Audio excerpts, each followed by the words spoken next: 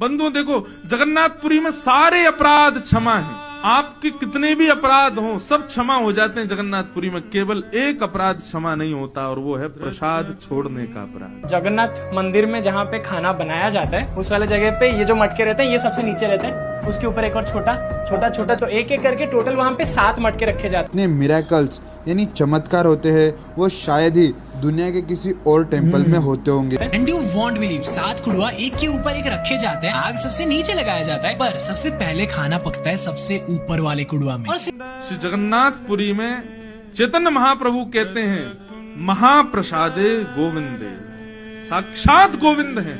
एक बार को मंदिर में जगन्नाथ जी नहीं होंगे लेकिन आप नहीं बनाया जाता।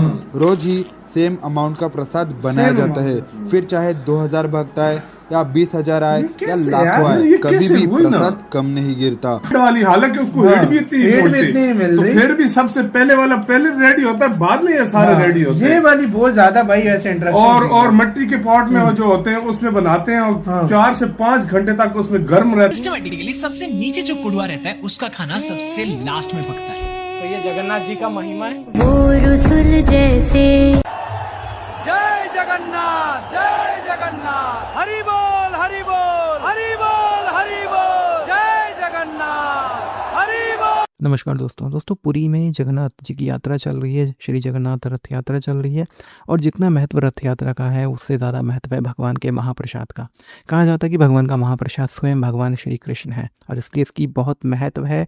बहुत ही भक्त हैं जो उसको ग्रहण करना चाहते हैं और जो इसे ग्रहण करते हैं वो समझे कि सच में भाग्यशाली है।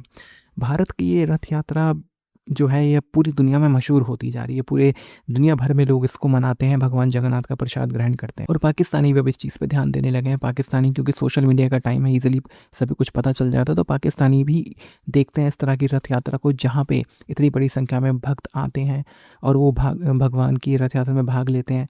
इतनी बड़ी संख्या में भक्त आते हैं और कोई अव्यवस्था नहीं फैलती है, पूरी तरह से व्यवस्था रहती है और सब कुछ बहुत अच्छे ढंग से हो जाता है। कहा जाता है कि भगवान जगन्नाथ के लिए रोज़ उतना ही महाप्रसाद बनता है और वो कभी कम नहीं पड़ता, चाहे लोग ज़्यादा आएँ या कम आएँ, वो हमेशा पूरा ही रहता है। तो ये एक बहुत बड़ा महत्व है। एक तरफ हम देखते हैं कि भारत में जगन्नाथ यात्रा, दूसरी रथ यात्राएं कितने अच्छे ढंग से निकाली जाती हैं। दूसरी तरफ में अगर आप कंपेयर करेंगे सऊदी अरेबिया में होने वाली हज यात्रा से, तो वहाँ पे हर साल हज़ारों यात्री मारे जाते हैं और उन्हें कोई पूछने वाला भी नहीं होता। लेकिन वहीं भगवान जगन्नाथ की कृपा है भारत पे और इस तरह की जो रथ यात्रा है जो भी हिंदुओं के धार्मिक कार्यक्रम है वो बहुत ही सफलता के साथ शांतिपूर्ण ढंग से होते हैं। आप इस सब के बारे में क्या सोचते हैं कमेंट बॉक्स में ज़रूर लिखिएगा। भगवान जगन्नाथ के लिए जय जगन्नाथ ज़रूर लिखिएगा कमेंट बॉक्स में। वीडियो अच्छा लगे तो लाइक और शेयर करें, चैनल को सब्सक्राइब करना ना भूलें और बेल का आइकन प्रेस कर दें लेटेस्ट नोटिफिकेशन के लिए। आइए आगे बढ़ते हैं इस वीडियो में। मिस्टीरियस टेम्पल कौन सा है? तो शायद आपके दिमाग में Shri Padmanabha Swamy temple, Kamakhya temple, Brihadeeswara temple, Tirupati Balaji temple और ऐसे बहुत से मिस्टीरियस टेम्पल्स आपके दिमाग में आ सकते हैं, पर एक्चुअली मेरे दिमाग में सबसे पहला नाम जगन्नाथ टेम्पल का आता है, क्योंकि इस टेम्पल में जितने मिरेकल्स यानी चमत्कार होते हैं वो शायद ही दुनिया के किसी और टेम्पल में होते होंगे। तो हम जगन्नाथ मंदिर में बनने वाले महाप्रसाद के मिस्ट्री के बारे में जानते हैं। ऐसा कहा जाता है कि जगन्नाथ मंदिर में कभी भी कम या ज़्यादा प्रसाद नहीं बनाया जाता। रोज ही सेम अमाउंट का प्रसाद बनाया जाता है, फिर चाहे 2000 भक्त आए या 20,000 आए या लाखों आए, कभी भी प्रसाद कम नहीं गिरता और प्रसाद का एक दाना भी वेस्ट नहीं होता। और जब प्रसाद को बनाया जाता है तो 7 अर्थन पॉट्स यानी मिट्टी के बने मटके एक के ऊपर एक चूल्हे पर रखे जाते हैं। तो फिर सबसे नीचे वाला जो पॉट होता है उसमें प्रसाद सबसे पहले पकना चाहिए, जो कि साइंटिफिकली और लॉजिकली सही भी है, पर नहीं, सबसे ऊपर का जो पॉट होता है उसमें प्रसाद सबसे पहले पकता है। जी हाँ, ऊपर का जो पॉट होता है उसमें सबसे पहले प्रसाद पकता है, फिर धीरे धीरे दूसरा, तीसरा, चौथा, ऐसा करते करते लास्ट में सबसे नीचे वाले पॉट में प्रसाद पकता है। और ऐसा क्यों होता है ये तो किसी को भी नहीं पता। ये तो कुछ भी नहीं, हम ऐसे ही और महाप्रसाद से जुड़े मिस्ट्रीज के बारे में आज जानेंगे जिसे आज तक कोई सॉल्व नहीं कर पाया। जगन्नाथ मंदिर का जो किचन है वो दुनिया का सबसे बड़ा किचन है। इस किचन में 32 रूम्स है और 250 से ज्यादा अर्थन पॉट्स है, जहाँ 600 कुक्स और उनके साथ 400 असिस्टेंट्स मिलकर प्रसाद को बनाते हैं। इस मंदिर के किचन में 240 से भी ज्यादा चूल्हे हैं जो कि मिट्टी और ईंटों से बने हुए हैं। श्री जगन्नाथ मंदिर का सबसे इंटरेस्टिंग और शॉकिंग फैक्ट यह है कि रोज यहाँ सेम अमाउंट का ही खाना बनाया जाता है, जिसे सबसे पहले श्री जगन्नाथ भगवान को चढ़ाया जाता है, फिर बाद में भक्तों में बांट दिया जाता है, जिसे महाप्रसाद कहते हैं। पर यह प्रसाद कभी भी वेस्ट नहीं होता, फिर चाहे एक दिन में हजारों भक्त आ जाए या लाखों आ जाए। और ऐसा कभी नहीं हुआ कि आज मंदिर में लोग ज्यादा है तो ज्यादा प्रसाद बना लिया या कम लोग आए तो कम प्रसाद बना लिया। हर दिन सेम अमाउंट में ही प्रसाद बनाया जाता है और वो कभी भी वेस्ट नहीं होता। और आज तक जगन्नाथ मंदिर में कभी भी प्रसाद की कमी नहीं हुई। और ऐसा कैसे हो सकता है, ये समझ के परे है, जिसे हम मिस्ट्री या मिरेकल कह सकते हैं। किचन में जो प्रसाद बनाया जाता है वो अर्थन पॉट्स में बनाया जाता है, जिसमें 7 पॉट्स मौजूद होते हैं, जिन्हें चूल्हे पर एक के ऊपर एक रखा जाता है। बाकी मंदिरों में खाना सबसे पहले नीचे वाले बर्तन में पकता है, पर जगन्नाथ मंदिर में खाना सबसे ऊपर वाले बर्तन में पकता है, फिर दूसरे, तीसरे, चौथे सबसे नीचे वाले बर्तन में खाना सबसे आखिर में पकता है। आखिर ऐसा क्यों होता है, इसका जवाब तो फिलहाल किसी के पास भी नहीं है। और ऐसा कहा जाता है कि इस मंदिर के किचन में खुद माता लक्ष्मी का निवास है, जो कि जगन्नाथ भगवान की पत्नी है। और खाना ऐसे कैसे पक सकता है, ये जगन्नाथ मंदिर की सबसे बड़ी मिस्ट्री या कह सकते हैं चमत्कार है। आपको क्या लगता है?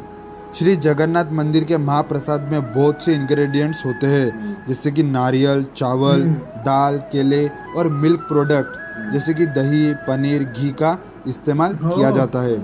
और श्री जगन्नाथ भगवान को 56 टाइप्स के भोग चढ़ाए जाते हैं, जिसे 56 भोग कहते हैं। एक साथ ये 56 भोग नहीं चढ़ाए जाते, बल्कि पूरे दिन में बारी बारी चढ़ाए जाते हैं। जैसे कि सुबह 8:30 बजे ब्रेकफास्ट, 10 बजे मॉर्निंग मील, 11 बजे सप्लीमेंट्री ब्रेकफास्ट, 1 बजे मिड डे मील, 7 से 8 के बीच में इवनिंग मील और 11 बजे लेट नाइट मील। ऐसा करके धीरे धीरे 56 भोग पूरे दिन में चढ़ाए जाते हैं। दोस्तों, क्या आपने सोचा है कि दुनिया के सबसे बड़े किचन में खाना बड़े बड़े कंटेनर्स की जगह इन अर्थन पॉट्स में क्यों बनाया जाता है? तो इसका भी एक साइंटिफिक रीजन है कि ये जो पॉट्स होते हैं ये मिट्टी से बने होते हैं, और ये जो पॉट्स है ये हीट के बैड कंडक्टर है, और इनमें जो खाना पकाया जाता है वो कम से कम 5 से 6 घंटों तक गर्म रहता है। और इन मिट्टी के पॉट्स में जो खाना बनाया जाता है वो काफी हेल्दी और टेस्टी भी होता है। आज तक खुद मैं इस पे हैरान होता हूँ कि मतलब अगर लाख लोग आए तब भी वही उसी मात्रा में खाना बनता मात्रा में, मतलब और अगर मतलब 1000 हो तब भी उतना, 200 हो, 300 फिर भी उतना, मतलब खाना सेम बनेगा लेकिन सब लोगों को नहीं होगा। और यार यही वाकई ये सबसे बड़ी मिस्ट्री है कि यार अगर सेम मात्रा में अगर खाना बनाया जाता है तो 1 लाख बंदा भी आ जाए उनको पूरा हो जाता है। 1 लाख बंदा जाया नहीं होता, जाया मतलब नहीं होगा। और दूसरी बात सबसे ज्यादा इंटरेस्टिंग, मतलब जो पॉट देखिए जहाँ पर ज्यादा हीट मिलती है वो चीज पहले पकती है। लाजमी बात है, बिल्कुल भाई, इधर सबसे ऊपर वाली चीज पहले पक रही है। और यार ये साइंटिफिक अगर देखा जाए तो मतलब साइंटिफिक, ये मतलब अगर साइंटिफिक देखा जाए तो ये बंदा मानता ही नहीं है, लेकिन ये इधर उस तरह का चमत्कार हो रहा है। तो मतलब ये देख पूरी दुनिया इस बात पे हैरान है कि यार सबसे एंड वाली, हालांकि उसको हीट भी इतनी मिल रही, फिर भी सबसे पहले वाला पहले रेडी होता है, बाद में ये सारे रेडी होते हैं। ये वाली बहुत ज्यादा भाई और मिट्टी के पॉट में जो होते हैं उसमें बनाते हैं और 4 से 5 घंटे तक उसमें गर्म रहता है। और इतने लोग आते हैं और खाना कितना टेस्टी किस्म का लगा। और आज मुझे पता चला है मतलब बादाम वगैरह कितना कुछ और अच्छा खाना देते हैं। हाँ, बहुत कमाल का, काफी ज्यादा 7-8 किस्म का होता है, 7-8 किस्म का खाना हर किसी को मिलता है। और 400 से ज्यादा तो सिर्फ लोग उधर काम करते हैं, 250 से ज्यादा चूल्हे हैं उधर। गाइस कमेंट सेक्शन में बताना कि मतलब ये जो कितने एक डेली लोग खाना खाता है जगन्नाथपुरी टेम्पल। बिल्कुल एज एवरेज बताना, कभी ज्यादा हो जाता है कभी वो हमें पता है, लेकिन एवरेज मतलब कितने बंदे वहाँ पर जाके खाना खाते हैं। बिल्कुल। और दूसरी बात ये कि यार तुम ये देखो सिर्फ कि 56 भोग डेली खिलाए जाते हैं, डेली मतलब चढ़ाया जाता है प्रसाद,